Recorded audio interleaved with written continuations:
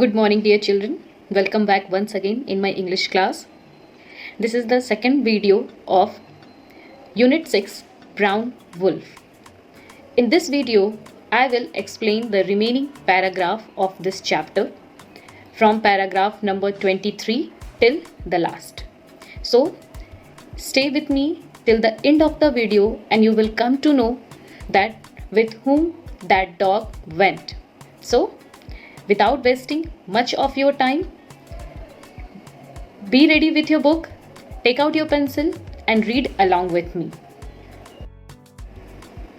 Readers, till now we have understood from the chapter in this story that Madge and Walt had to work so hard to win the love of this dog because that dog was very unsociable. He never allowed anybody to touch him.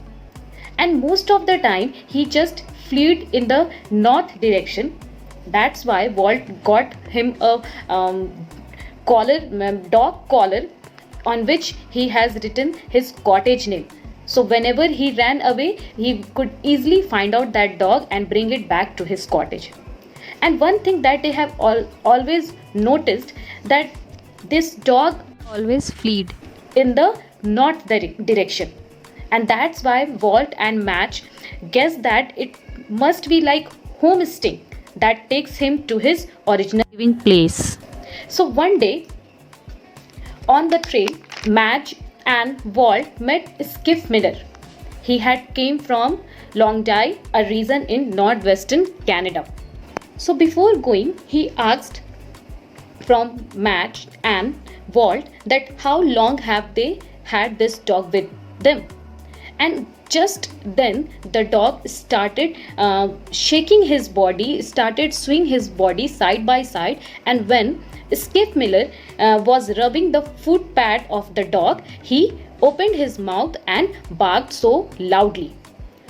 These couples were very surprised.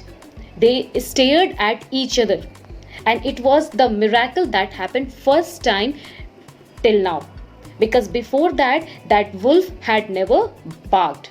So it was the first time that he ever barked, and that's why Madge thought that he is evidently a humorist. Humorist means it's a person who often makes others laugh with jokes and amusing stories. So she just thought she has just got a thought that this man was evidently a humorist. And Skiff Miller looked her very sharply, and he just said that, but actually he was not making a joke, he was not a humorist. He was the real master of the dog, whose name was Brown. Because before that, it was the first time when that wolf has let somebody to touch him like this, because he was very unfriendly, he was very unsociable. So it is clear that Skiff Miller was his master, his real master, so he allowed him to touch. And that's why Skiff Miller said them also that he is the lead dog. He is his lead dog. Lead dog means he was the leader of his group of dog. He has a group of dogs in his place, and that Brown, the name of that dog was Brown, was his lead dog. So he is the real master of this dog. That's why he let him touch him. He had barked to show his love and to show his affection toward Skiff Miller. But you are not going to take him away with you, Madge asked tremendously. Actually, when she came to know that Skiff Miller is the only real master of this dog, she got afraid. She was frightened that now Skiff Miller will take this dog away from her. So she was trying to be very polite to him now, and she wants to know that he is not going to take him away from them. Then that man said he has no point to leave that dog with them. He is even not ready to sell that dog to these couples. So he was very stiff with his decision that he is going to take this dog along with him. So Madge and Walt have offered a deal in front of Skiff Miller. They said that let dog have a choice in this matter. If of course he has also his likes and desires. And if he wants to stay with this couple, these couples are not going to stop him. But if he doesn't want to go, then Skiff Miller can't take him with him. So Skiff Miller accepted this offer given by Madge and said that okay, let's dog decide whom he wants to stay with him. But at the same time, in Skiff's mind, a debate was going on.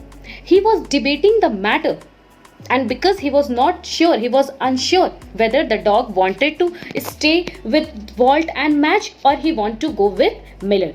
So somewhere even Skiff Miller was also very puzzled. He was also very confused, that because he was also unaware with the decision of that dog, that whom he want to stay with. So this was the deal which was planned between these two, that let dog choose and he will decide whether he want to stay or not. So they have planned an idea. They have planned a strategy that Madge and Walt will go in one direction and Skiff Miller will go in other direction. Now let dog choose whom he want to stay with, or with whom he want to stay. If he want to stay, he can stay with Madge and Walt, or if he want to come with Skiff Miller, let him come. They also decided that they won't call him to come, or they don't call him to go back. The dog itself will decide what he has to do. So they all agreed on this plan. And at this change of the time, the wolf lifted his head quickly as he heard that they both are going in their different direction, and they pretended in front of dog that they are not playing any trick on him. So as Skiff started moving in the other direction, the wolf lifted his head quickly and quickly got to his feet when he saw that Madge and Walt were shaking hand to say bye. So he sprang on his hind leg, means in the front leg, and resting his forepaw, means the back leg, on her hips, and at the same time licking Skiff Miller's hand. So actually you can understand here that dog want to stay, but dog was trying to tell Skiff, Madge and Walt to stay together. He does not want to leave with them separately.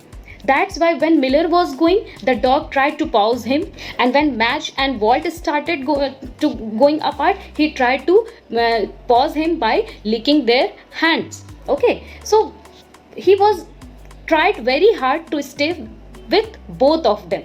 But as it said, for some time the wolf watched him go. Then, with a quick low whine, he sprang after him, overtook him, and caught his hand between his teeth, and strove gently to make him pause. So this clearly shows that the dog is trying to pause both the men and women as well as Skiff Miller, as if he was trying to convince them to stay together so that he can enjoy the love of all three together. So this even clearly shows that the dog tried to tell Skiff Miller, Walt and Madge to stay together so that he can love them, they can love them back. So after that, what happened? He was failed in his attempt. After many unsuccessful trials, Wolf raced back to where Walt Erin sat, catching his coat sleeve with his teeth and trying vainly to drag him after the retreating man. So yes, as he was first tried to stop, first he tried to pause Skiff Miller, but when he was unsuccessful in doing so, he then ran back to Walt where he was sitting, and he was trying to catch his coat sleeves and was trying to convince him by dragging his coat to stop that moving person, to stop Skiff Miller.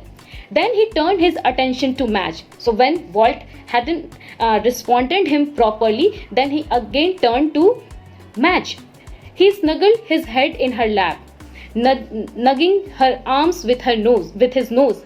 An old trick of his when begging for favor. So he tried so hard. He tried all his best to convince this man and woman to stop Skiff Miller from going. because as you can see in para 48, he tried all his best. First he tried to drag the coat sleeve of Walt. When Walt hadn't responded him well, then he started giving attention to Madge and tried to convince her by using the old tricks which he generally used for begging any help. So he attempt many unsuccessful way to stop Skiff Miller. This too he soon abandoned when they did not move. Wolf waited for a long minute silently and quietly. He tried his best, but at last he was also very disappointed because this man and woman Walt and Madge didn't move at all. So he waited for a long minute silently and quietly. Then he was on his feet. He had made up his mind. Then it means that he was finally taken a very firm decision in his mind. In the end, his eyes were fixed up the trail. Means he was staring straight ahead at the path from where that Skiff Miller was going. He broke into a trot. Broke into a trot means he began to ran in that path, which turned into a run. Means he started taking a first he started taking a very quick steps, and then it turned into a run. Not once did he turn his head. He cut sharply across the curve of the trail and was gone. Yes, first he made up his mind. He made a very firm decision. In the end, he was staring straight ahead the trail, and at once he began to run. Not once did he turn his head, and finally he was with his master. So at last what we come to know, that at last that wolf or dog whose name was Brown was finally gone with his master Skiff Miller. He tried all his best to stay with these three people together, but it was not possible because Skiff has also to go to his own country back, and Walt and Madge want that dog to stay with them.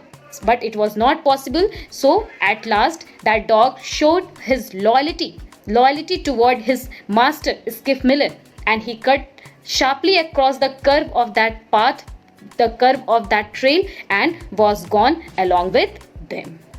So this story was very interesting. This story tells us the loyalty and the love of a dog toward his master. This story is adapted from Brown Wolf, which is written by Jack London. I hope students you have enjoyed this story so well. Now I have one assignment for you.